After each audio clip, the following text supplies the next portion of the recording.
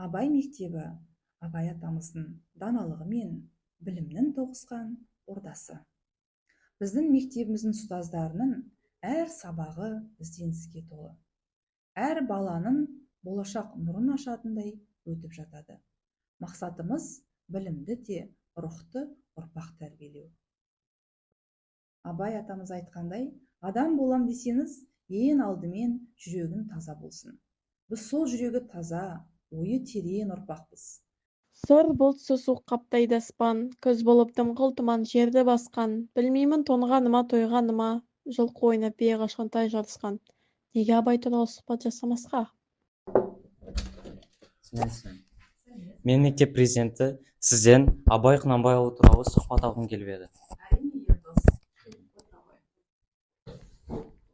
Енді өзің білесің, Ердос, мектебіміз ұлы Ағи атамыздың атына берілгенін, оны жаңа мен қысқаша тарихында айтып кетсек болады. 1921 жылы бұл мектебіміз бірінші және екінші сатылы Гавриловка мектебі болған екен. Ал одан кейін 1938 жылы мектебімізге жаңағы нөмір 1-ші мектеп деген жаңағы атау берілген. Қайта құрылды. 1945 жылы қазақ халқының ұлы ақыны, ойшыл Абай атамыздың есімі беріледі. Қазіргі таңда мектебімізде 168 оқушы оқып жатыр. Өте білікті және білімді ұстаздарымыз бар. Мектеп 2 ауысымда оқиды, 1-ші ауысым, 2-ші ауысым. 66 класс комплектіміз бар. Мектебіміз өте жылы, өте таза. Енді әрине де біздің мектебіміздің шәкірттері білімді, ойшыл, адамгершілігі мол тұлға болғандарыңызды біз қалаймыз. Сұхбатыңызға рахмет. Сәлем асау. Бүгінгі подкаст Абай Құнанбайұлы туралы болады.